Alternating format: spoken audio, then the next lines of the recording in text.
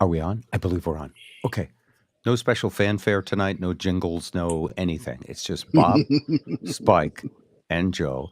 And this is one of our get togethers, reunion, uh, what do you call it? Farewell tour. Yeah. No, no, no, God, no, No, are no, you no. kidding? That worked for The Who. They played for another 30 years. Yeah, I think it's a great idea. I've seen at Kiss least is 6 Who still, farewell tours. Yeah. Yeah, yeah. Kiss has got the final, absolute, we promise.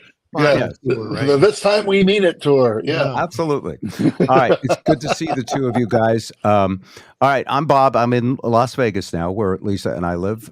Spike is currently at, I believe you're home. I'm home. Okay. Shoreline, Washington. Yeah. Spike is working with Jack Stein, doing middays at Cairo 97.3. And I've been listening to you guys. I've been sort of caught up in it a little bit and enjoying it. And Joe is teaching at one of the finest high schools in the land, and he teaches the best high school broadcast program in the country, and really the universe. But they don't rate them universally at this point because the Martian program just doesn't live up to the hype.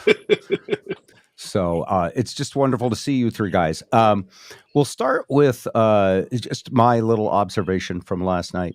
I have some people at the house. It's a support group for me of people who have a very similar, exact same illness that I have. And so we actually did something, and you know me and Lisa, we're not party animals. We actually had 11 people here for like 5 days. Wow.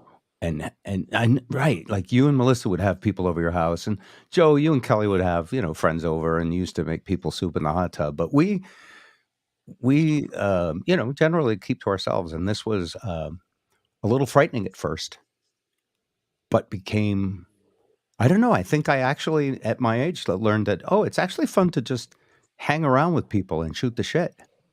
Were these people that the main thing you had in common was your support group and your mutual esophageal cancer? Yes, I'm not shy about saying it. We're all survivors. Oh, I think it's wonderful, but are you vetting these people a little bit before you let them just be at your house for No, a day? and I was a little nervous. Yeah, I've got cancer. I loved you, Bob. I love when you were the billboard. And remember when you guys were naked? I saw you naked, Bob. It's awesome. Yeah, I don't think I'm sure they're honest people, but you've got less to lose as far as if you're not living. I'm hopefully you're living for years, but to have people you don't really know in your house, I just would worry maybe something would walk out or something. Well, it's funny because we're that way. We're very usually, Lisa and I are quiet and private, and this group met on a Zoom chat group about, I don't know, maybe over a year ago, and every twice a week we meet with new patients of esophageal cancer. And if you know anyone that gets this diagnosis, just email me and you'll be hooked up. Okay. And we meet and we discuss it. We discuss what it's like, that whirlwind, and it can happen to anybody who gets cancer. By the way, instantly you're told, that milk that has an expiration date, you might too. It's you. Oh my God. And it freaks you out. It changes. Oh, in some ways, it changes life for the better. Would you believe that? Yeah, I can see how you would relish everything when it's like when they come out for the encores, at a concert that you love. You start, let's enjoy every second of this. Everything tastes good, by the way, Joe. I know you will have that gift. Everything tastes good your whole life. Yeah. Everything is to be savored and enjoyed. And anyway, so this group, we've sort of gotten close. We visited in New York once 6 months ago. And I said, what do you guys think of coming out to Vegas? So anyway, that's the preamble to what I wanted to discuss that sort of bugs me a little bit. We all went to a show. And I wonder what the reason is that this show exists. We went to a Cirque du Soleil show. Mm-hmm. Not the Beatles, Not not what's the other one? The Mysterique, or whether they have. Yeah, they've got one every 2 years that they reinvent themselves. And over the years, we've seen Cirque du Soleil shows are fantastic. I believe, did we see one at Marymore Park? They travel around sometimes in a tent, right? Yeah, they come in here. I don't know if it's annually, but every other year or so, and they set up a tent for like a 4-week run, bring in their new show. They've done equine with the horse show that they did one year. Yeah. So this show, I was excited, and the whole group was going, and we all had fantastic seats. But I thought, Michael Jackson? Oh, and that's their newest one, I think, and probably a pretty hot ticket. Their tribute to Michael. Michael Jackson 1, it's called. And I'm going, and I'm like, well, I like all kind of music. I like any kind of hit music. Usually I even get a little uncomfortable when Gary Glitter comes on at a Major League Baseball game, though. So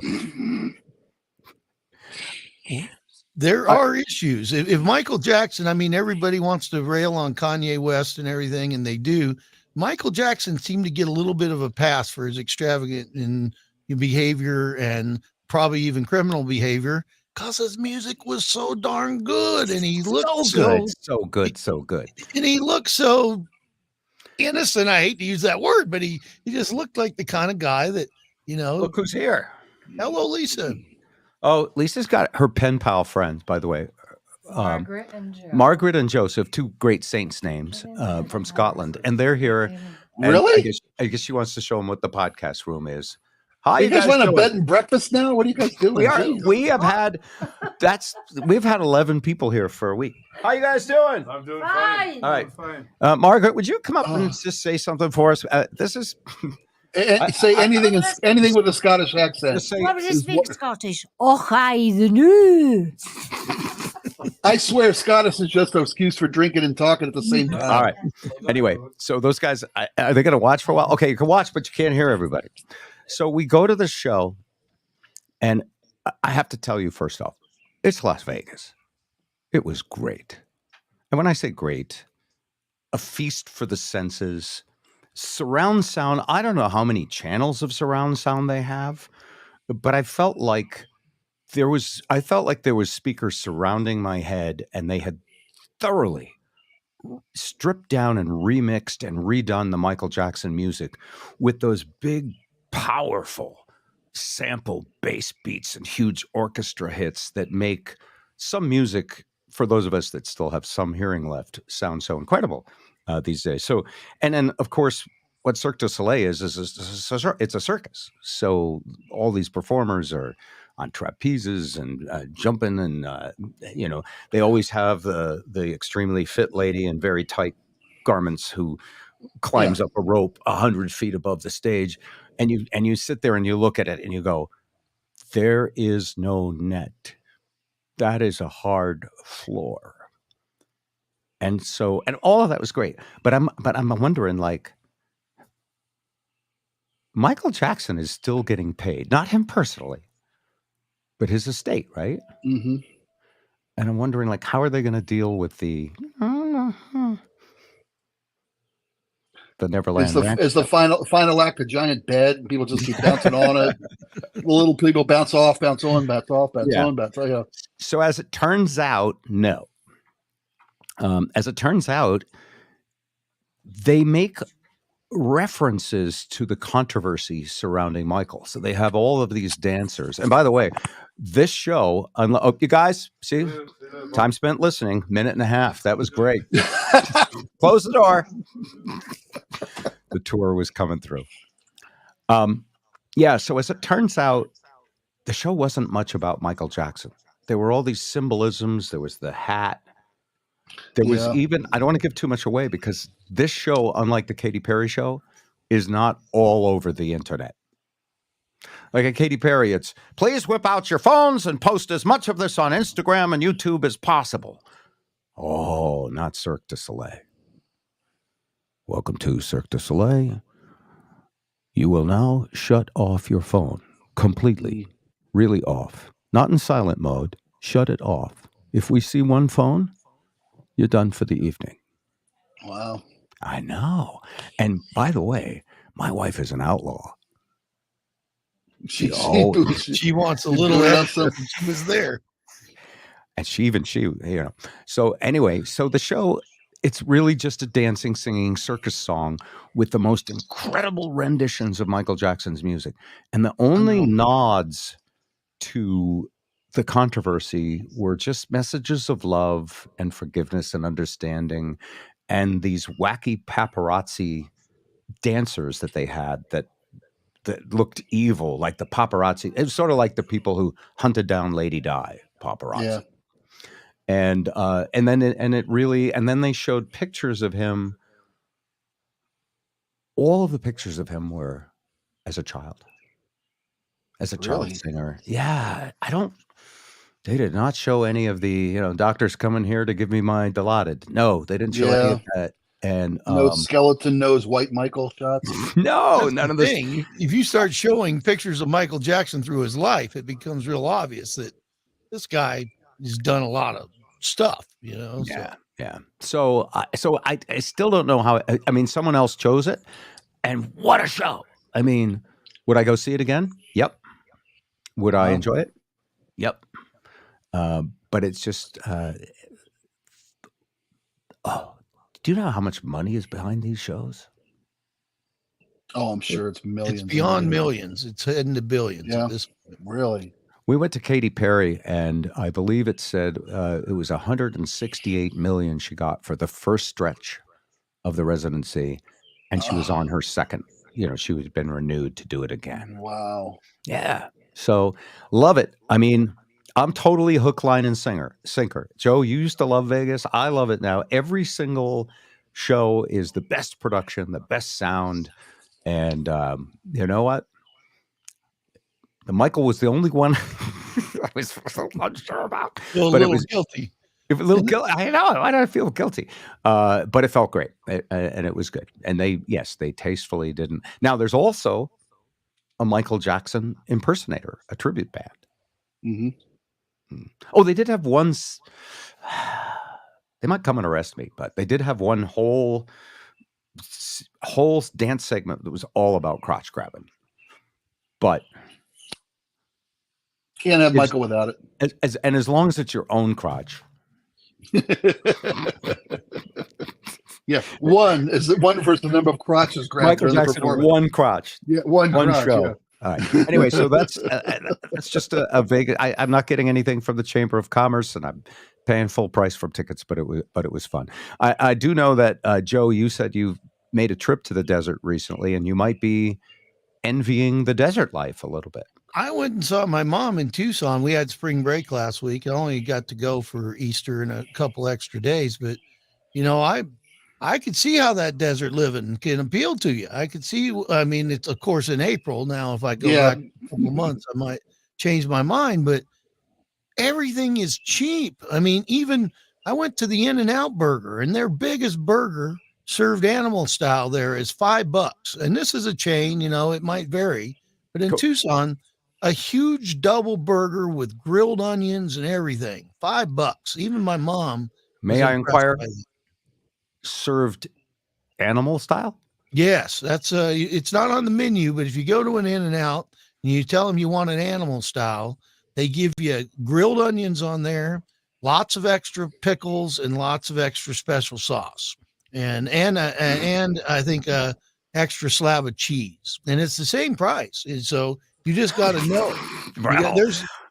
There's secrets to this In-N-Out. Now, we don't have them up here where I live. But we got them here in Vegas. They're everywhere. Yeah, In-N-Out Burger, and you could say you want a. I always thought it referred to how quickly it went through your colon, but you're talking about In-N-Out getting the burger quickly. The extra cheese slows that down. Yeah. No, the Snoring Dog place where you for $3. That's the one that goes in and out quickly. Okay. I went and got one of them Snoring Mexican hot dogs wrapped in bacon with peppers, and that was an experience. Well, everybody who gets to be my age moves to the desert, and now I'm totally enjoying the fact that it's like every day I look out, it's like blue sky. Wow, and in the summer it'll be 115 degrees, and I'll be visiting you in Seattle. But that's my mom lives on the edge of the desert, and we went to a community about 20 miles south of her called Green Valley, and it's 20,000 people. It's about 40 miles from the Mexican border, so you can go get your essential drugs and dentistry for cheap down there. And I wish he was kidding. I wish he was kidding. No. And by the way, Joe's from the South, so the definition of essential dentistry, the bar is very low on essential. Stuff you can't do yourself. Yeah, you can't do the door handle and a big rope.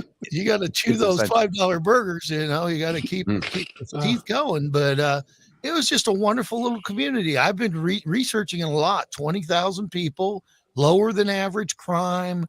Golf cart is perfectly acceptable on the streets. You can drive around in a golf cart, and the average house, I mean, you can get a really nice house for about $250,000. For $350,000, you can get a nice house with the view of the mountains and a swimming pool in your backyard for $350,000. Now, and this is outside of Tucson. Yeah, it's outside of Tucson, between Tucson and what's it? I want to say Gonzales. That's not right. The Nogales. Oh, yeah. All right. Yeah. Now there are a lot of banditos, and there's a little bit of crime, right? No. That's the interesting thing. It's almost like Bellevue was in 1990. I mean, in the sense that, at least statistically, it's very white for being right next to Mexico. And I'm all about diversity. By the way, you are their new mayor with that phrase. With that. Well, I mean, the 2020 census, it's 90+% white people. It's old white people driving around on golf carts. Well, according to Trump's 2020 consensus, the entire nation is 90% white. They didn't count any dark people in that census. That may be, and especially down there. And I got a feeling if I stuck around, there'd be a few Trump flags. But I've thought about this because it's Green Valley. I was born in Water Valley, Mississippi. And if I wanted to move, I think it would just be a cool, not that I'm rushing to die, but born in Water Valley, died in Green Valley. You know? And that's nice. It's just something I never thought I would want to leave the Northwest or move to the desert. But I got to say, this was a really good trip. My mom is 80. She's thriving down there. She's got her posse. She's got a bunch of, like-minded people that live in her little community. When you say posse, do you mean? I mean, a bunch of other women that outlived their husbands and about her same age. Yes. Yeah. They're all about her changed age. one letter and they made it posse at that. Yeah. I mean, the kind of thing is,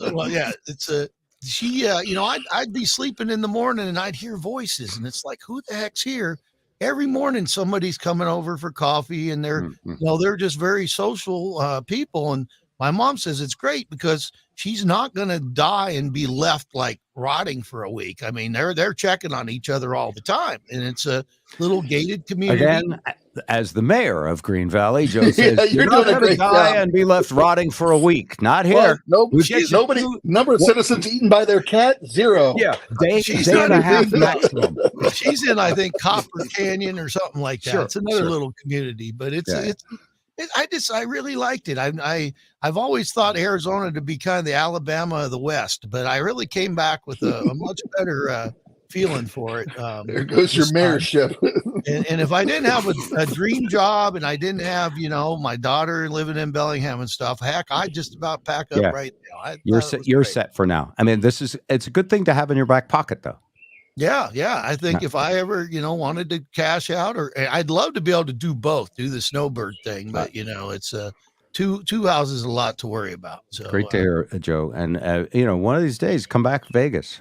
I can't wait. And I've actually, I was looking. It is dirt cheap if anybody wants to go to Vegas. And maybe Bobby seems to be pretty easy on who he'll take these days. I'll take anybody. Yeah. Lodging, but I was looking, I could get for right after school is out, I could come down for 4 days, round trip airfare, staying at the Flamingo on the Strip for under $200 a person. If I book 2, that's round trip air and 3 nights hotel.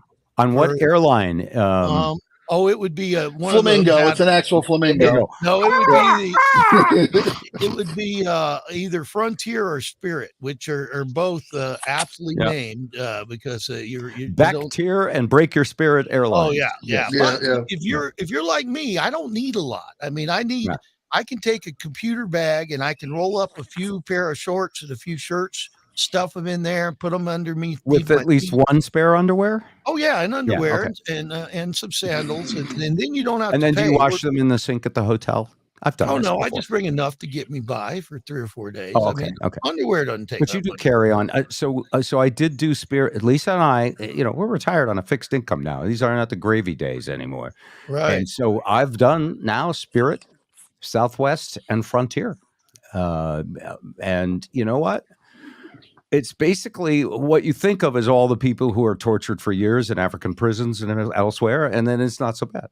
Oh yeah, it's like Mandela Air. At least they let me leave the plane. Exactly. Here it's like riding a bus. I mean, the seats are plastic. It's like a bus without people smoking fentanyl in the back. I mean, it's really what it is. I mean, lately in Seattle, I haven't been on a bus, but I don't want to be on one. That's where everybody's using their drugs now. But those airlines, as long as you know that you can't even take a carry-on above, or they're going to charge you $40. As long as you know that you can get it, something under your seat, and they'll even make you fit it in a little box, and they'll charge you on the spot, or they won't let you on the plane. But if you can pack light, it's a pretty good deal.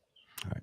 Downtown Joe, thank you. Oh, you had 2 teases today. You sent us a couple things in tease form. And I, over the years, have loved your teases, and the show benefited so much from Joe would say, coming up, this might kill you or make you live forever. And whatever it was. Before you put it in your mouth. Before you put it in your mouth, you want to stay tuned.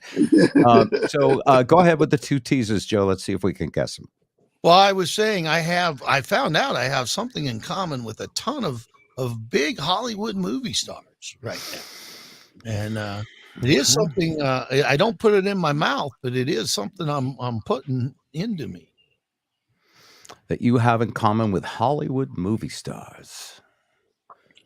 Did you get Botox or something?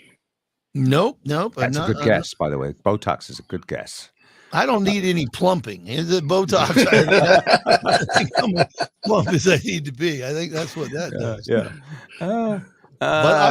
Hold on. Stars get this. Do they get it injected? Yeah, they do. And apparently it's like they're clamoring for it. They're paying thousands of dollars. Okay, it's not oxygen because that's not injected. What else do stars inject, Spike? God, well, I was thinking Botox at that point. That's where they shoot up here and here. What else would Joe be getting injected? Oh, wait a minute. Insulin? No, thank goodness. But you're on the right path. It's a drug called, it is. I mean, it's so not a beauty treatment, in other words. It's not. Well, it is. It is a beauty. Well, in theory. Okay. Somebody, Mark has it here. Mark. Rogaine for your head. Ozempic. Oh, really? Ozempic. Yeah. Now this is supposed to be a diabetic drug, right? Well, yes. but they Hollywood figured out you could lose weight with it. Hold on. Now you know who did the Ozempic commercials? A comedian friend of yours. Who we met in Andrew Rivers? No. The guy Andrew opened up for Mike and Molly. Billy Gardell. Your friend. Yeah. He did the Ozempic commercials, and here's the deal with Ozempic. They came out with it for diabetes, and they noticed that all of the people who they were giving it to for diabetes lost like 15% of their body weight. I mean, they lost it made them not hungry. And so Hollywood discovered this, and they call it off-label prescriptions, right, Joe? And if you need to lose weight, you can get an Ozempic prescription, except that it's everyone's clamoring for it. Yeah, they're clamoring for it, and your insurance won't cover it unless you are a diabetic, which sadly I am. And my doctor suggested I try it. He said I'd be an excellent candidate, and 3 months worth for me costs $70. The Hollywood people are paying like $1,000 a shot for this stuff. They're paying $1,000 for a month's worth. And I'm you should stand next to the guy selling oranges on the freeway in LA and just sell Ozempic. I've thought, stand outside of Weight Watchers meetings or something. It's like, if you want an easier way, here, I got something for you.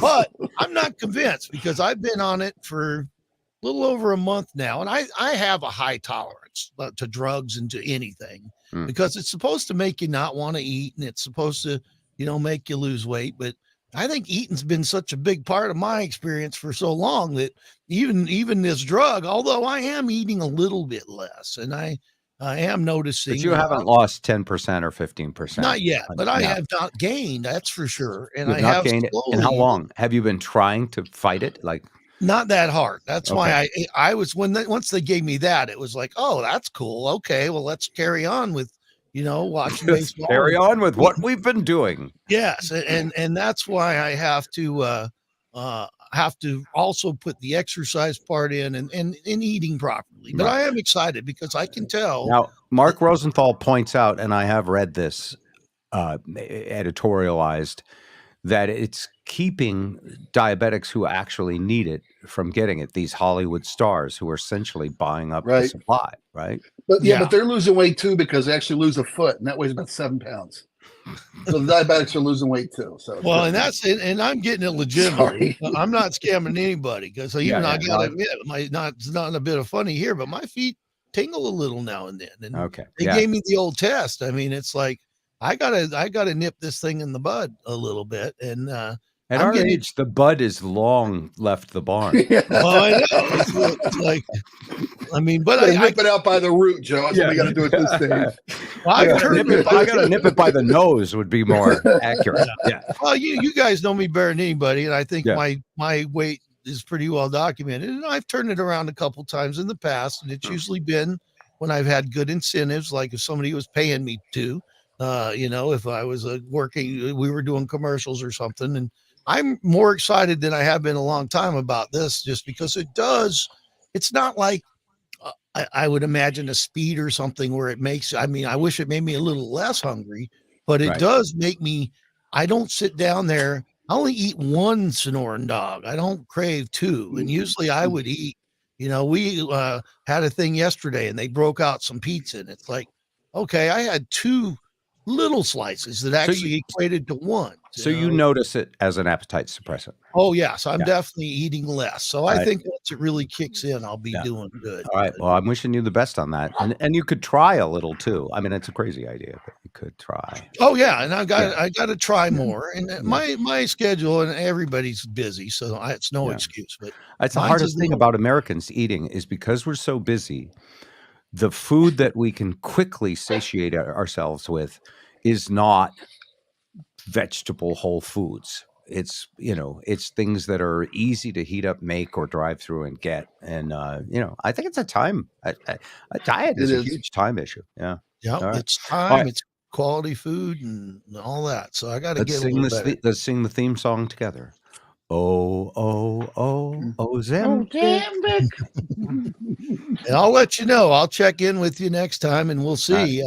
I don't need to give out numbers, but I've just been kind of stable this first month, but I think I'll start dropping some and exercise a little too. So Your other tease. Oh, this one, I don't know if this is a tease or not, but my wife actually loves your podcast, Bob. I mean, she listens every week, whether I'm on it or not. And I told her that we were going to do this podcast tonight. And she said, well, I don't know if you take, if you want to take some input, but I've got some for you. I don't want to use the word criticism, some guidance, some areas of growth. She said, there's something you're doing that, frankly, it's a little off-putting when I hear So it. she loves it, but she has one complaint. Yes, it's not about We're out you. of time. You've used up It's all not, your it's time. not about you, Bob. No, it's complaining about not Joe. She loves everything about It's the not podcast. about me. It's me. Say more. No, go ahead. She was By telling the way, me- I love your wife. She's just the hot wife Oh yeah, that you've and always she- had, who's got a heart of gold and probably keeps you in line somewhat. Yeah, well, we keep each other in line, I guess. Well, I mean, we give each other a lot of leeway, and she's not usually one to ever. And this isn't criticism; it's actually very constructive feedback. Okay, and Yeah, who's this nothing- for? This is for you. For me, she Okay. said, because I told her I was going to do the podcast. She says, "Oh, great." She says, "But can I? Don't take this the wrong way, but can I just tell you something? Because I listen." And she doesn't. She may be watching now. I don't know if she is or not, but she will listen to the replays when she's working, and she listens to you and Zip and Ed, and she listens to every episode. But she says, I've heard the last 2 times you've been on, you've done something that makes you sound not very nice. And so she says, and she goes, I can go back and listen. Not you, me, not you, Bob, me. She says that, she goes, I know that, she goes, your stories are great, and you're doing great stuff, and the work you're doing is great, and everybody loves you. And says, maybe you just hear it so often, but you should say thank you when people are complimenting you about your work and about your accomplishments. And she said, Spike last time said some really nice things to me, and that I just barreled on. Now, I think it's because I had a story to tell and I didn't want to get sidetracked. But she said, I just said, yeah, and just moved on. Said I should be more appreciative when people praise me for anything. And she said, I did the same thing to Ed Kelly a couple months ago when I was on, that he was saying such great things about me. And it was like, yeah. And then I just moved on with my story. I think I know what you may have, because I've had it many times and I've been treated for it. And that is show host fungus of the mind. And I no, seriously, and I'm not only half kidding, is that when you are, as you are now, you are the leader of a classroom. You are the host. You are the teacher. You're the one they all look to, and you do your thing, and you're so focused on it and so concentrated on it. If someone goes, Mr. Bryant, you are so good, like the kids in the classroom, the Pink Floyd album, oh, shut up! You can't have any pudding if you don't eat your meat. You get is it my dog grumpy teacher syndrome a little? I'm sure you don't do it with your kids, but you're barreling on, you're charging, and I used to have that. People would go, actually, that dog is saying it better than I could. Like, yeah, Joe, say thank you, Joe. Come on. Well, thank you, Bob. Yeah. And I think what you're saying, and this is what I teach my kids, and when you're the host, you're primarily talking, you're leading a story, and it is impossible. Just like you can't sneeze and keep your eyes open, your body just won't do it. You can try, but you can't. It's kind of impossible to talk and listen at the same time. I mean, your ears kind of shut down once your mouth starts moving. That's exactly right. Yes. So if I would be juggling so many things in my head that your feelings, just that plate just dropped. Exactly. And she says, I know you're a nice person. I know you're humble, but you sound a little like a jerk when you don't stop. Oh my God, no. Joe, first off, I'm going to give you a huge compliment right now, because you were always the heart and soul of kindness on our radio show. That both Spike and I had that, that we think the world of ourselves fungus in our mouth. And I always got that sense from you of really having the heart to care about other people. It's called empathy. And I think the world needs more of that now than it has ever needed. I just don't think there's a business model for empathy with the internet. Empathy on the internet, the artificial intelligence this empathy thing is useless. Yeah. And the artificial intelligence, chat GPTs are sitting there plotting our destruction. And they're like, yeah, fuck those humans with their empathy. They're just meat. Hey, wait, I'm sorry. Oh, I broke the rule. I'm sorry, Joe. Oh, that's all right. It wasn't me. It wasn't me. So it's not an everyday thing. So I need an inoculation for that. Anyway, but well done. Well done. All right. Let's move on. What do you say, Joe? Wait a minute. What do you say? You're so awesome. Thank you. Joe never said thank you. Well, and I know this from experience, and from just once you start reading your own press clippings and believing how great you are is the minute you stop being great. So I never want that to happen. And you are kicking butt in your job. I mean, you are just smoking it. You are one of the most respected people, bringing students into, I call it broadcasting, but it's really communications in this new world and all the new forms of it. You're one of the best in the country, and probably Mars. Yeah. Well, thank you. I appreciate that very much, Kelly. I hope you're listening. Thank you. Yes, I got to please the wife. All right, let's move to a segment with Spike, and then we're going to have a couple of classic Bob Rivers Show clips. Believe it or not, Steve Miller sat down with us one time and played, and what we're trying to find the high quality clip. We have him in black and white.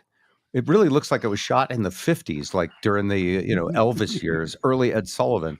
But it was Steve Miller, and it was when we were briefly on the air in Portland, and he was doing a benefit for a friend of his, Curtis Salgado. I think he's a blues harp player, a guitar player who had needed a liver, as so many music veterans do at time and time again. Anyway, so he actually played just him and his guitar for us. We're going to play you that.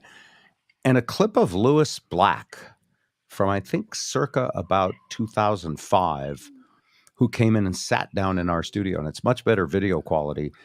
Anyway, we have those two classic clips to play at the end. But first, let's go to Spike. And we were talking a little bit about, and this is the job you do, keeping people company every day on the radio and doing it in modern times when we're competing with algorithms and a news media that goes for clicks and keeps people divided. And I believe, honestly, I believe that's a symptom of the ecosystem of social media. You could blame. Oh, look at that. Beautiful. That's my magnolia tree out there. Yeah. There's too much. The shadow wasn't good, though. It's hard to do that for you. So that's good. So anyway, you were talking about, it's a little frustrating that all the news is, it's kind of, none of it's let's have fun talking about it kind of stuff. Would that be safe to say? Yeah, we tried desperately to find some like palate cleansers throughout the course of a 3-hour show. So we don't go from, like Joe said, they're smoking fentanyl in city buses and nobody seems to care, to, okay, another. The only possible way to deal with that is outrage about it, right? Yeah, seriously. And by the way, I used to always take the devil's advocate, and I'd be like, no, I'm for fentanyl, but that doesn't work either. Well, no, the side for them as well. If they're going to OD, we want them to do it in public, not in a dark alley where they'll die. Okay. So if they're smoking fentanyl next to your kid, at least we'll be able to save their life. Never mind that your kid gets to watch fentanyl being smoked on a bus. Okay, so hold on. That's every day.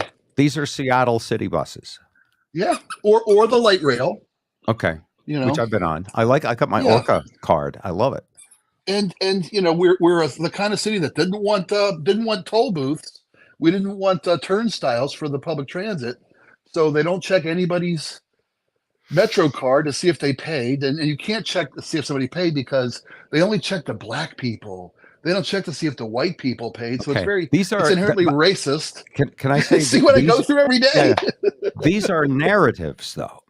All right. Here's the thought. That's an excellent point, though. Each individual person, you could even say each individual dirtbag, if you want, is their own individual dirtbag. They shouldn't be lumped in with other dirtbags. And the same with good people. And then there's in between people. And I happen to know one of those in between people. Her name is Lisa Rivers. So the first time we got on the Orca light rail, I'm like, I'm like playing the confused senior citizen in case they still have the security footage.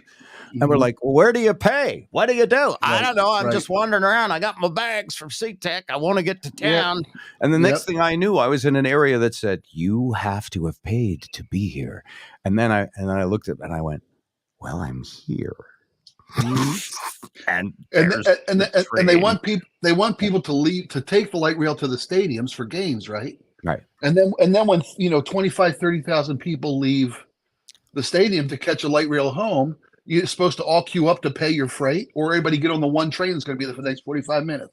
So they all roll past and nobody pays. It's the most ridiculous system you'll ever see. It's ridiculous. Anyway, that's the kind of crap we got to deal with on a daily basis. Well, all right, but let's solve it.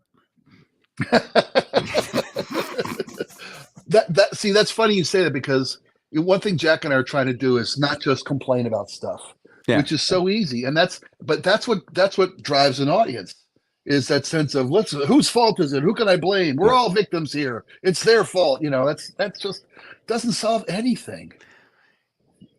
It does. It solves the need for algorithms to have you stay there and keep clicking and keep being angry. It solves that. If it didn't solve anything, it wouldn't actually exist. And in other words, there's a reason all political advertising appeals to your lizard brain and none of it is actually warm and fuzzy. It's all about what's wrong with the other side, because appealing to your lizard brain is actually much easier to do in 30 seconds. If you want to appeal to someone's kind heart, you got to put in some real, you have to build trust. You have to build credibility. You have to, you can't just say, you know, the trans people are using your daughter's bathroom. I mean, that's like, you know, you have to take, they're coming for your kids. They're coming for your kids. They're teaching your kids to hate America, all of that stuff. Yeah, I know. And by the way, I was taught to hate America. So were you? Remember? You were taught by Crosby, Stills, Nash and Young. So, I mean, that's... Damn it! You stole my. He stole my joke. That was my joke. Sorry. No, it actually means it wasn't that good. No, bite me. That means two comedic geniuses think alike. Great minds think alike. That's all it means. Yeah. Sure, Joe. Hey, Joe. Thank you so much. You're welcome. And I was sincere. Two of the funniest guys I know. But say, all right, let's go with that, because we were impassioned to want to do good and be good, as you know, what have now become known as baby boomers. I don't even know if I knew I was a baby boomer when I was 20 years old. We wanted to make the world a better place. So that is the solution to everything. That's the solution to the problem with the sound transit. That's the solution to the fentanyl people on the bus. Is if instead of starting with who to blame, hey, anybody want to make the world a better place? People go, no, I was really ready to light my torch and shove my pitchfork in your face.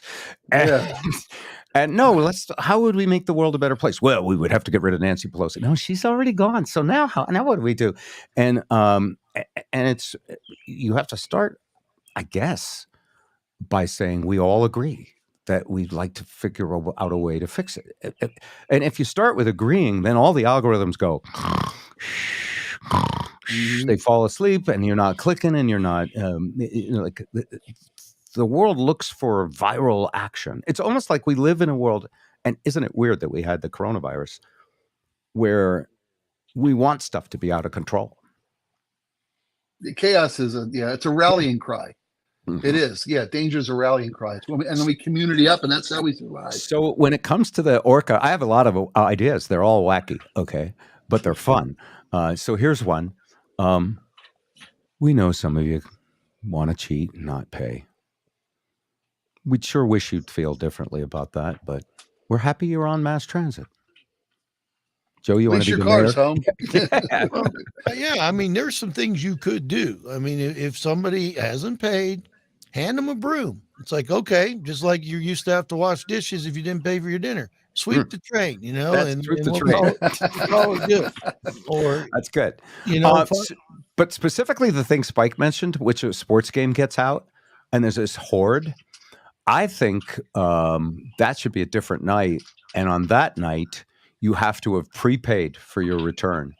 And you know, I mean, right now, you know those wires they bury, the electric fences for dogs. Yeah, for dogs. I love where this is going. You know where this is going. And if here's your phone, bobblehead. First off, if you try to get on the train, with your bobblehead, your hand lights up. Look, we're in a transitional phase now with that whole swipe your Orca card. It's goofy. It's as dumb as a porta potty in the backyard. But of course, your phone is GPS attached. Your phone is you now. Right. I mean, I don't need credit cards. I don't need Ticketmaster tickets. I don't need anything. My phone is considered as reliably attached to me as another part of my body, which I won't mention because I already said the F word by accident once on this show. So why not simply, if your phone isn't paid, it freaks out, it shuts off your phone. Take away your phone. You wouldn't even have to bury an electric wire. Yeah. How about just bill my phone? You can do it at the Amazon to-go store at the games. Yeah, that's what I'm thinking. You can walk up and grab chips and water and never do anything, and they bill your phone. Same thing with the train. So if we start with how do we solve the problem, then we know there's actually probably a technological solution to it. And a technological solution is here. When's the last time remember your daughter's iPhone was stolen? Remember you had a phone stolen? Yeah. Okay. That was years ago. How, 10, 15 years ago? We were at Yeah, probably 10, 15 years ago, 12 years ago. Yeah. When was the last time any of you worried about your phone being stolen? I've worried about losing it. I left it, Yeah. in a couple spots, but I don't think about somebody lifting it from me so much. Why not? Why don't they steal it? It's $1,000 item some places sometimes. And especially now, because I shouldn't probably say this in the public, but I mean, a lot of people do this. Is It's your my Ozempic wallet. tucked in the Well, back of the No, phone? not my Oh, Ozempic. okay. It's in my fridge. But Okay. and I do have an alarm now. Don't be going and getting in my Ozempic. I got a home alarm, but Okay. I have my credit cards and driver's license and Would it be everything. funny if like Nicolas Cage broke into his house to steal his Ozempic because he's a Hollywood celebrity and he couldn't They get it? left everything, but they took the Ozempic. Okay. But I have this thing, where it's your phone, but it's also And you don't your whole world there. You don't even need that other stuff, by the way, because it's all going on the phone. Now you can swipe your phone with the credit cards. But so why doesn't anybody steal a phone anymore? The answer is simple. It's useless to anybody but you. It's your ID. It's your everything. And if someone steals it, that phone has a unique MAC address online that will identify that phone as a stolen phone. So no one can actually, in other words, we live in a technological world where some crime is going to go away. And this was a subject of a Tom Cruise movie, I believe, simply because you can't get away with it anymore. Minority Report. Yeah. Pre-crime. So what we can see is happening at the train, the light rail, is we already know the crime is going to happen. So where are we right now? Exactly as you said, we're in pre-crime mode. Yep. How do you get rid of it? Well, how about this? We want to make it so easy for you to use the light rail that your phone is now your ticket and you don't have to do a darn thing except get on and get off. Mm-hmm. Let's see. Is Seattle a technologically advanced city that could figure that out? And tell you what we're going to do. To promote the light rail, it's a third less if you use this newfangled technology. Mm-hmm. Oh, there is a catch. I haven't thought of it yet, but if you guys think of one, I'll go with you. We're going to need to scan your face and have facial recognition, which will freak everybody out. That's already It's happening, like, okay, I know. That's good. Old people and poor people, you can't ride public transportation anymore. If you're so old that you don't have a phone and don't know how to make this work, no bus for you. If you're so poor you don't have a phone, no bus for you. Here's the catch. We made a deal with Apple. If you get on the train and your account doesn't clear, your phone is dead until you pay the account. Your phone just goes off. Is that the death penalty for most people these days? Yeah, it is. The no phone, you bet it is. Guess what? Every single person who gets out of that game would have an account loaded with their phone. The GPS auto notifications would be turned on. And when the train sensed they were there, by the way, you know how I know this stuff? Other than being a bit of a jerk and pushy asshole. I have a Tesla. I don't have a key. I don't turn it on. I don't turn it off. When I walk up to the car with my phone, the car knows I'm there. It opens. And by the way, this was so hard to get used to. When I'm finished shopping or whatever, or I pull into my driveway, or even if I'm out in a Walmart parking lot, I get out of the car. I don't turn it off. I don't shut light. I don't do anything. I get out of the car and I walk away. And when I get 20 feet away, the car horn goes, boop, boop, and the car is locked. So what happens when somebody steals your phone in Walmart and you can't get home because your car won't work? They are going to have an easier time stealing a certain appendage that I. First off, no one steals the phone because the phone is worthless. If you follow me and steal the phone and steal the Tesla, what have you just stolen? I'll give you the answer in 2 words. Bob's Tesla. No. A tracking device. I have just stolen a tracking device. Yeah. So, and that's why people don't steal phones. Like early on, people would steal them, try to wipe them, and then the phones are useless.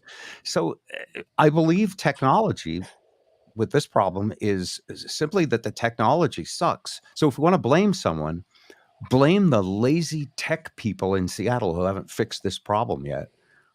And then it's not political. Then it's actually an opportunity for someone to make money. There you go.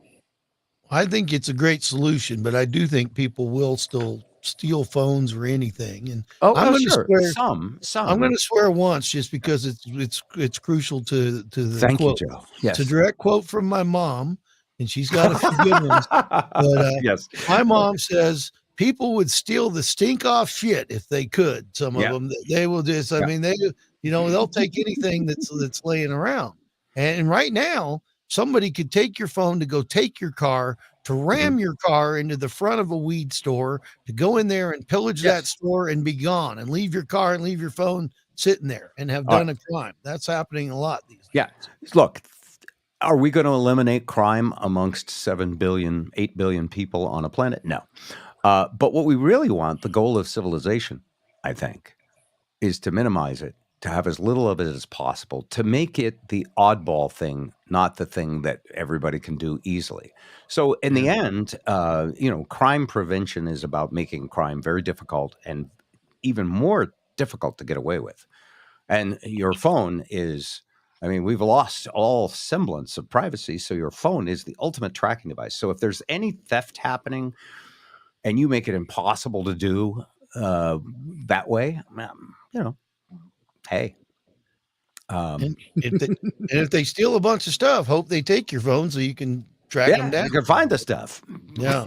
everything's a tracking device. But fascinating. Mike, what else is on your mind before we get to our classic pieces? We don't have time. Drag queens, trans rights. It's every day's another circus. Oh yeah. Every day is another circus. Where it's 1%. We talked today about people who are just like infotainment, right? People who speak in sound bites and don't care, like the word woke, right? Yeah. You've heard the phrase "go woke, go broke," right? Yeah. And they said, all these, Budweiser's going to lose their ass because they put a trans can, transvestite or a transgender spokesmodel on, yada yada yada. This was after United was going to go broke because they wanted half their pilots to be women or people of color. This was after Keurig was going to go broke because Sean Hannity did, they boycotted Sean Hannity's show. Every company that's been accused of going woke and going broke is doing better than ever. Record like Disney, right? Disney got with the Don't Say Gay Man. Disney recorded $27 billion in profit last year, like a 25% increase from the year before. So you mean go ahead. There's a difference between the narrative and what's actually happening? Yes, but here's I'm glad you skipped to the end of the story. Okay. Nobody cares what's really happening. All they care about is the narrative. They love saying "go woke, go broke" because everybody I see is boycott Budweiser. Yes, because the same 100 clam dips reason they love hopping on the train without paying, because it's easy to get away with it. Well, they look at their social media feed, and everybody that thinks the same thing they do and watch the same videos they watch are all getting the same algorithm. Everybody burning their phones and shooting Bud Light cans with semi-automatic weapons, so they think everybody agrees with them. I'm not really prepared right now, but the next time we have this discussion, I'm going to actually go to a costume shop and I'm going to get a couple of devil horns to put on me so you'll know I'm playing devil's advocate. Okay, fair enough. But there always is a point even to the side you disagree with. Yeah, somebody's got to be wrong in every argument. Well, it's not even wrong. Woke can be taken too far. Oh, absolutely. If someone gets angry at me because I didn't know ahead of time, how they wanted to be talked to or pronoun or whatever, then, that's not fair to me either. And no, it's of course not. And I will say this, it's really interesting. In some ways, we're more risque than ever. For example, the F word that I try not to say because Joe's a high school teacher, the number one comedy in all of the world, considering one of the most wholesome shows that's ever been made on Apple TV, Ted Lasso, that expletive is a huge part of it. So it's a politeness issue, and I'm using this specifically because it's based on your empathy for the people you're with. Mm-hmm. So my empathy for Joe means in his home, and this is sort of like our little, clubhouse, then I would respect his tastes. And that's what's missing from the discussion is how do we solve the problem? How do we solve the problem? Is, well, maybe people should be nicer to each other. True that. Yeah. Couldn't hurt. And I mean, I can hear the algorithms going to sleep again. Oh, yeah. Posting pictures of their kindness cat. wins. Yes, it's great, but it's not going to go viral, and it's not going to cause a war in Egypt. You know, so and it's interesting, but I think we need more self-awareness that we're being dragged into, because torches and pitchforks. I mean, we're all tribal creatures. That this stuff is in our DNA. We woke up not expecting to be coddled in a crib and play with a mobile and eat pre-chewed food from Gerber and have a soft, easy life our whole life. We woke up expecting to have predators coming to attack us, right? Yep. And our parents, you know, standing by this cave with spears to defend against whoever the enemy is. So it's sort of built into our DNA, I think, that who's the enemy. And if someone says, that's him right there, go get him, or he's trying to take your pitchfork away, or, you know, he's trying to take your torch away, then you react in a, it's a self-preservation thing. But Yeah. it's just sort of the noise of the times right now. I laugh because in some ways I'm really grateful that I don't have any responsibility. I don't have to fix anything for anybody, except Lisa. You know, if the TV's not working, major crisis. You're the man. You're the man. So it's interesting. I guess I would. I think you're really going to like the clip we're going to play because he speaks about this, and this clip is 10, 15, Gotta be 10 years 18 old. years old. Yeah. Lewis Black is going to talk about this, and then we have Steve Miller. Which one should we play first? The Steve Miller is really quick, and then maybe we'll do the Lewis Black afterwards. What do you think? Sure. Joe? Sounds good. Okay. This first clip, is it going to be in stereo? Let's ask Dave. Dave? It's not going to be in stereo, is it? It will not be in stereo. All right. We're going to Steve Miller next week. There you go. There you go. Steve Miller's been held over. He's been held over. Well, we're trying to find old clips, and back in those days, the internet was really small, and you know, a dial-up CompuServe, you know, and they would do that. And so we would make all the files really small and blurry because it was video, and you were watching it on your Zune. All right, so we're going to just go to Lewis Black's classic Bob Rivers Show, Bob, Spike, and Joe clip, an interview with the incredible comedian who came off of Broadway and popularized the rant. And he talks really a lot about what you're thinking, Spike. Nice, beautiful purple jacket. Exactly. It's the only reason I'm wearing it. I'm wearing it to remind myself that there's parts of the eye that need to be stimulated. Thank you. I'm just so stunned by it. Now, It's summer. You know, it's kind of coming on. You know, back east back east is no better because it's 90 degrees and 100% humidity. So you know, what am I talking about? Yeah. If I was there, I'd be whining. All right. Well, you're if you were on Earth, I believe you'd be one. Yeah. You once described So round. Yeah. You once described yourself, your humor, as being on the Titanic every single day and being the only person who knows what's about to happen. Yeah. Because you can see the silliness around you. Well, I mean, it's just pretty. They make it. It's become more obvious in my lifetime. I mean, you used to have to kind of point at it. Now, the fact that everybody doesn't, you know, how you pick up a paper in the morning and not look at it and just start laughing. How I still have a job is beyond me. The paper really does the job. They do it for you. All I do is say it aloud. Right. What is actually going on, not the way they say it. Yeah, I mean, the other way to describe it is I'm somebody who wakes up every morning. I'm an optimist, and I really am, and I wake up every morning thinking it's going to be great, and by 11 o'clock, I know I'm wrong. Now, you're a very kind person. You, in fact, you're kind of, did you say you're a socialist? Like, it's almost a dirty word, but you say you're for people. Yeah. Oh, yeah, I am. But but I say it and then I go, let's not talk about it because nobody's interested. It doesn't exist anymore. So it's like being in a party that's not there.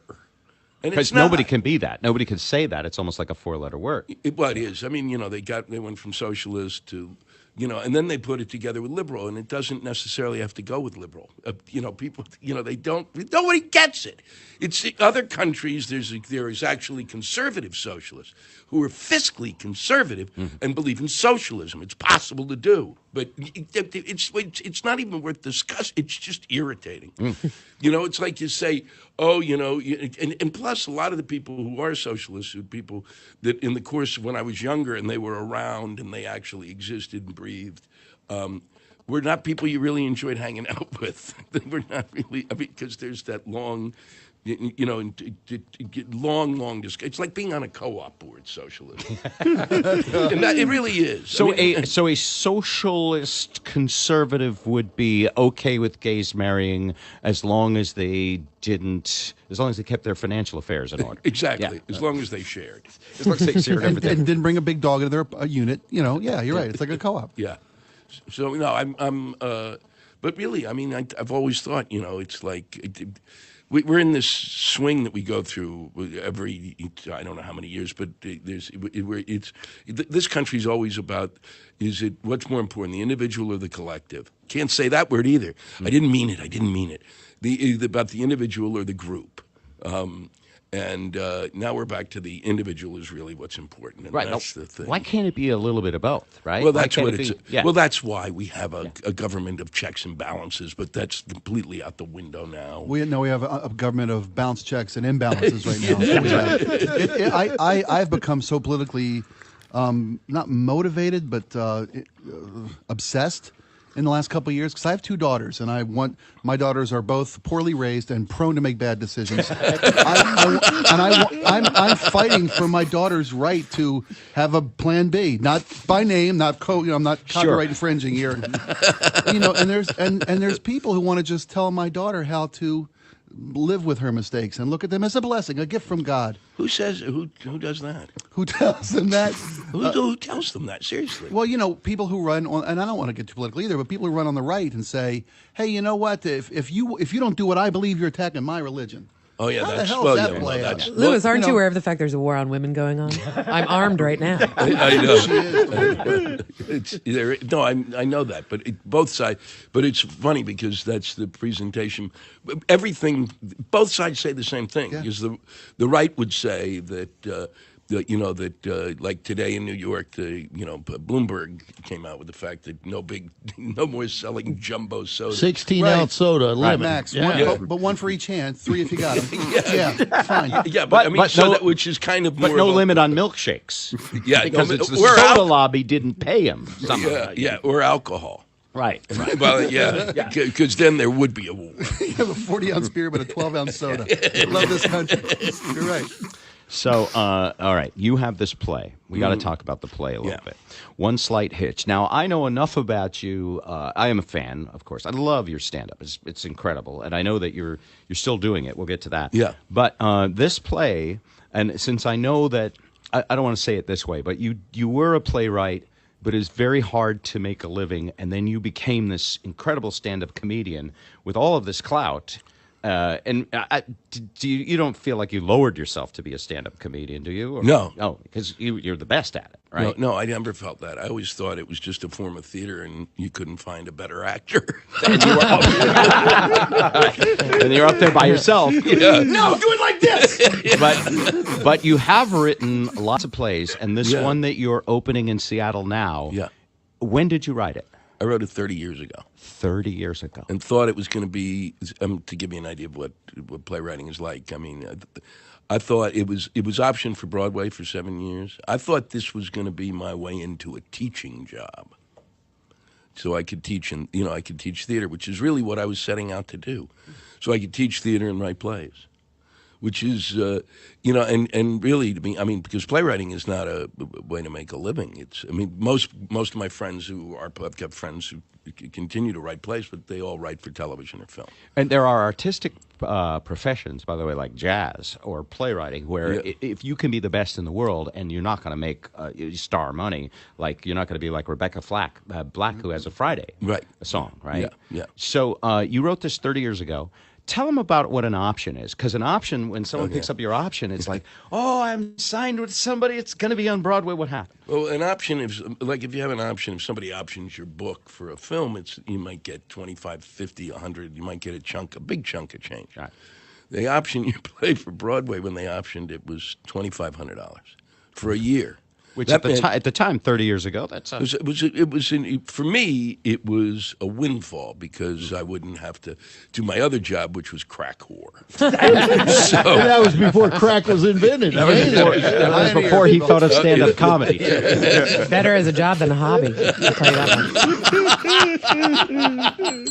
much. All right, so they optioned it.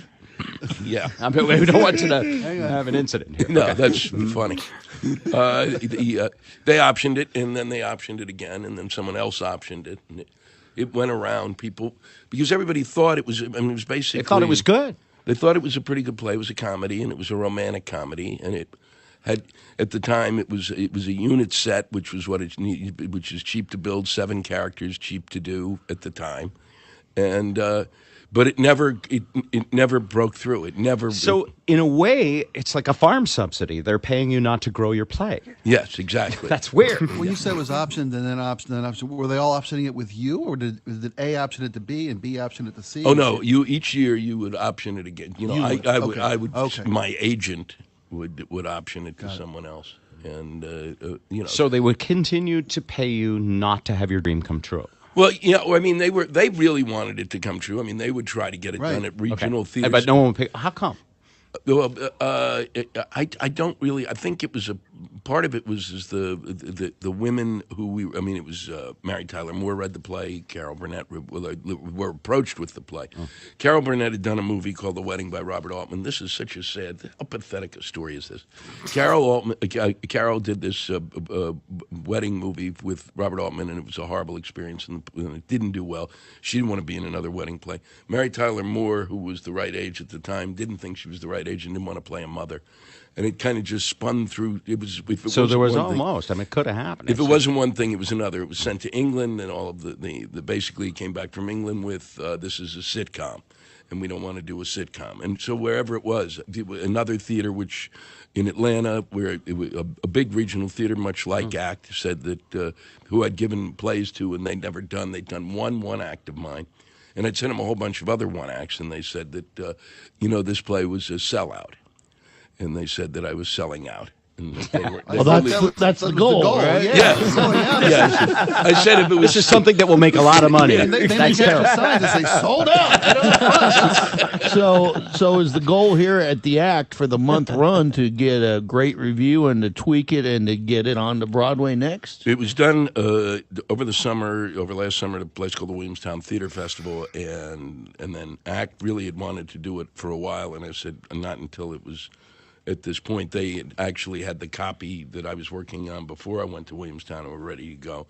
And then I did a rewrite at Williamstown. I've done a rewrite here, and then it goes into New Jersey in a small theater, in a little theater outside of New York, and then we see what happens.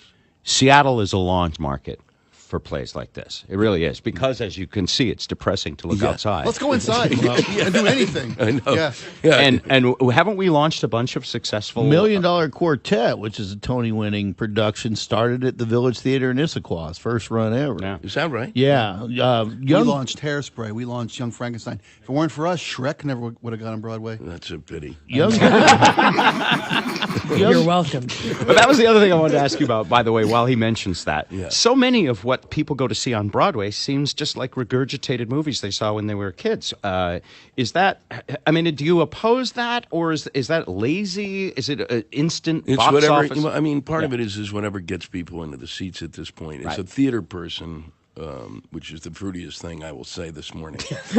As someone who works in the theater, you want, I wish that people would go to see other things. But serious really, dramas written that are original scripts. But that doesn't work anymore, and it works only for a small part of the population. And with what they're charging, somebody wants to be sure, and of what's going on. Because we're like we're a tourist. It's a tourist town, so you really kind of want.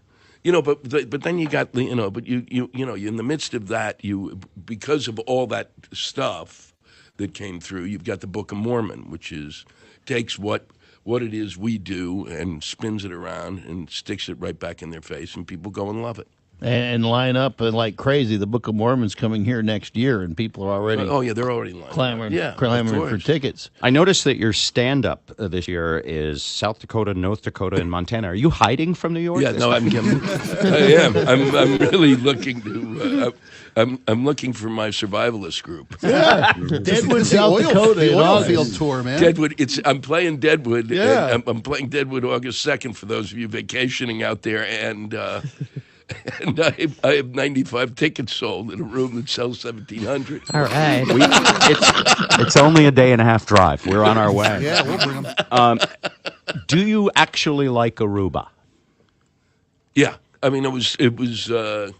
I like it because they actually let me be their spokesman. Nobody allows that. That's so. Really? I have to like the country in return. I mean, because I was their spokesman for 2 years. You cashed the check. You gotta like the place. I do. I mean, I have to say, I stood there. I got it one day when I'm standing there because I did like 15 ads in 4 days and for them and. I'm standing on this beach, and I'm literally looking up and down, and you look for miles, and it's just this pristine white beach. And it really is kind of stunning. And then, so in that sense, I said, wow, this is why people would come here. The problem is I'm not really interested in the beach. Because You've only been there the one time when you did the spot, right? That's right. I mean, I could have gone back. Did you do an open mic night while you were there just to blow people? But, the problem is when I look at the ocean, all I see is an ear infection. I had a friend who went there and said it was paradise. He brought me back a T-shirt that said "Grab a Heine in Aruba." It was a Heineken T-shirt, Yes, but he said You got that. He said it's a great place to It was go. a gay marriage shirt, wasn't It it? is. I mean, it's in there, and it's got, and it's a Dutch island, so there's prostitution. It's unbelievable. You earned a master's in fine arts at the Yale School of Drama in 1977. Yeah. I grew up in New Haven. What a dump, huh? It's a total dump. Isn't it? Really? Did you grow up there? I could have gone either way with that, by the way. But yes, it is also. Well, it was a weird city. I mean, there were war protests. It was actually, at one time, a very activist city. Oh, yeah, I know. It was extraordinary. I was up there during that time. Yeah, and I was close too. friends at school there. I marched with people from Yale. They had the best dope. Yeah, they did. and as well they should, being the privileged. That's right. Did you, so New Haven, what did you do? I mean, it is a dumpy city. Well, it was. By 77, it had kind of reverted to what it was before the late 60s, I mean, it had been an open campus. It was kind of like more involved with the community at that time you're talking about. And then by 77, it was back to being, this armed camp in the midst of, a truly depressed neighborhood. It is depressed. Best pizza in the world, though, which I'm sure you Yes, found. best pizza. And there used to be a place called Gags, which had a phenomenal submarine sandwich. As a matter of fact, you would gag on it. Yes, It was either a comedy club or a sub shop. And Louis' Luncheonette. And Louis. Oh, Louis. Supposedly the home of where the hamburger was first made. Did you, while you were there, develop, a lot of your social thoughts and activism and things? That was where I began to skin pop. No, it is. Is that like iPop? Skin pop. No, it's just a simple form of heroin induction. That's for the rather than shove the full amateur heroin addict. I've never done that. Yeah. Now you know. There you go, Bob. It must have been depressing not getting those plays sold. Yes, it was. It was. I was there. I was there 5 years. I stayed on, and and I wrote a bunch of stuff while I was there. Before we go, and we have a couple minutes, 2-3 minutes, let's talk about One Slight Hitch. Give me a little bit of I read this plot summary, but give it to me in your words as much as you'd like. Okay. The interesting thing about this play is if my name wasn't on the play, nobody'd know that I wrote it. Nobody would say would guess that I possibly wrote this thing. So there's nobody in the play that's like you. There's nobody like me. Okay. I'm not in the play.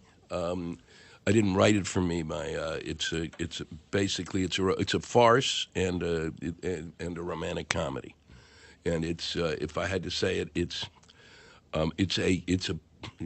this is shameless shilling, but it's true. And if you come to the show and I'm wrong, I'll give you your tickets back. But if you happen to be there, yeah. Exactly. I'm there. I'm staying through the 15th. You are? Yeah, I am. I'm going to stay through opening night and the night after to make sure they don't screw it up the next night. And then, but I mean, you could take it's a woman's play that a guy will enjoy. That is absolutely true. So you could actually take your wife or your girlfriend and enjoy it. And it's weird that it's a woman's play. I mean, that's really weird, but it took me 30 some odd years to realize that. So it's a woman's wedding day. Yeah, and her ex-boyfriend shows up. Oh. But he doesn't know it's the wedding. So he has no idea. He's shown up totally by accident because he's kind of the slacker and a stoner, and he just kind of stumbled there because he was hitchhiking. So he stumbles onto this wedding day, and that's really and then it's just chaos. Sounds a little like Mamma Mia without having to put up with all the ABBA music. Is it? Yeah, it's better than. Well, that's the most heinous comparison I've ever had. Well, that's the only wedding day play I've seen lately. But Wow. I love to go to theater, and I'll tell you, Theater too, yeah. when Young Frankenstein started here, Mel Brooks was there opening night, and I had the honor of sitting right next to him. And I think he's. Are you? well, I just want to say that I watched Mr. Brooks, and he laughed like he'd never seen this thing before, Really? even though he wrote it 30-some years ago. And I think I was like his good luck charm because that thing went on to be big things. So Joe's asking if you have a date for opening night. Yeah, really. Yeah. I'm lucky. I'm lucky. He puts a You little put on the right Mamma Mia dress. I can get you free tickets. Right. I think we'd all like to be there. June 8th through July 8th at Act Theater in Seattle. Lewis Black, always great to talk to you. First time in person. No, it was nice. It was nice. Thanks for having me come Thanks down. for coming by the show. Oh, yeah, pleasure. If you need to do any shameless shilling over the next month, we could continue talking. Well, I was certainly probably will. I probably will need help, and I'll need to do some help for the Deadwood show. Yeah, you got Bismarck right after that. Well, too. Bismarck, we do well. Okay. All right, last things before we go. The video of Amelia Talon playing against Seth is now posted at bobrivers.com. Okay, that's all you need there. Let's pull that out. Remove. Okay. What a blessing to have an incredible conversation with that guy and unearth that. What a genius. Did the play go on to do anything? I hate to Google afterwards and see. Was it as... I don't know. I honestly don't know. I you apologize. can Google it. Of course, Yeah. since we don't know, that's not a great sign. But Right. the man is a wonderful man and just so easygoing that we could all joke with him. So, classic moment. If you have a video classic moment in history of the show, you'd like us to play it, feel free to send it to us. And well, this concludes this farewell tour. It's not a farewell tour. I know. Stop saying that. I was Again. amazed that I'm still complaining about the same things I was 10 years ago. Isn't that funny? Isn't that great? Yes, but funny is the key. Lighthearted, making jokes, not taking ourselves too seriously. Maybe the algorithms hadn't quite got to us then. Yeah, we weren't put at war against each other. Yeah. All right. And the best part of what we got to do, I think, we were so much that was good, but to there's hard to name a comedian we didn't have on at some point. And if you can make a comedian sincerely laugh, that's the best pay ever, It's a great feeling. Yeah. Yeah. And Jody, when she did the, crack whore, it's better a job than a hobby. That's explosively funny stuff, Yeah. And, Oh yeah. I mean, All right. that was Before very we go, special. quickly, Joe is wearing the KISW Flies shirt, and it's a bit of incredible nostalgia. A few of you have texted that you noticed it back in the day at FM 100 before we, digitized it to 99.9. KISW had a softball team that played with rock stars, against rock stars. So many famous people came through the KISW Flies, and they just had a reunion. Joe, what was that like for you? It was yesterday, and it was great. And Spike was there too. I got up in the morning, and it was, dumping rain. It's like, oh man, the last thing I really want to do is go to Lower Woodlawn Park where we used to play and sit in the rain and wait for somebody to take our picture. But I got there, and I was a little later than some, and it was hard to, I mean, KISW in the early 90s, for anybody who's listened to us for a while, it was more to say who wasn't there than who was. There were just, it was, most of the air staff was there. And it just brought back so many good memories that, I mean, I feel like I have a great life, and I've right now, I think it's just a wonderful part of it. But if you want to talk about the good old days, or you want to talk about, back in the day, those early 90s times when we were first exploring, finding out about each other, doing really crazy stuff on the radio, having Seattle be the center of the musical universe, and Pearl Jam and Alice in Chains and Soundgarden and Heart and all this, just hanging around and being around. It brought back those memories, and just driving into Seattle. There's so much just graffiti and garbage, and I don't want to make this sound negative, but man, it was fun living in Seattle in the early 90s, being downtown Joe, because I lived downtown, and being able to walk around. And back then people did overdose and kill themselves with drugs, but they had to work really hard to do it. I mean, nowadays, one errant pill and you're dead. Yeah, I mean, I was going to say graffiti, garbage, and overdoses. That's where we're at right now. There's 2 people a day that die in King County of a drug overdose. 2 people a day. Do the math. That's insane to me. But the actual memories that came back, and what it really brought back to me, and is just that obviously we were a tribe of people that cared a lot about each other, because there was, I mean, Dan Wilkie and John Ballard and Kathy Faulkner and all the people that we worked with 30 years ago. And there were obviously notable people that couldn't be there. You live, too far away. Yeah. Too much stuff. Too much going on. Yeah. And Spike can give his take, but it was great to see Rockfish, Brad Cash, and Big Dave and the one thing, speaking of profanity, they wanted everybody to give the finger for a picture. And I looked at the picture and I noticed me and Big Dave are the only 2 that aren't. I'm a teacher and he's a minister. It's like, he's doing this. Yeah, we're giving the peace sign and fingers. thumbs up and stuff. All right. Well, congratulations on that great time. And thank you guys for this get together. We'll do one every couple of weeks. If you're interested, just go go to bobrivers.com or bobrivers.blog and sign up so that you'll get notified. All of our shows are available on demand on our YouTube channel. Click, like, subscribe, fondle, whatever it is you do with those buttons. That would be awesome. And it's good to see you guys. Really appreciate it. There's a message there. Is that true? Are you coming on tomorrow? Not tomorrow. I believe in a week. I've been asked to come on your show and be a guest. Does Jack think it's tomorrow? Jack said it was tomorrow at 1:00. So John Walker says Wednesday at from noon to 3. So is that Wednesday is okay? Wednesday's the day after, but we'll figure it out. It's very funny because we can do it. Oh, Wednesday. I actually have a.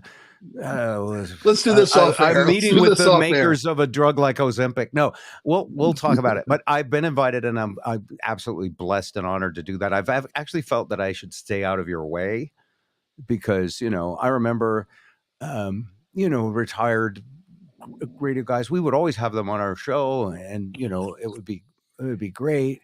And they would talk about their rehab centers, and it was fun. And I don't.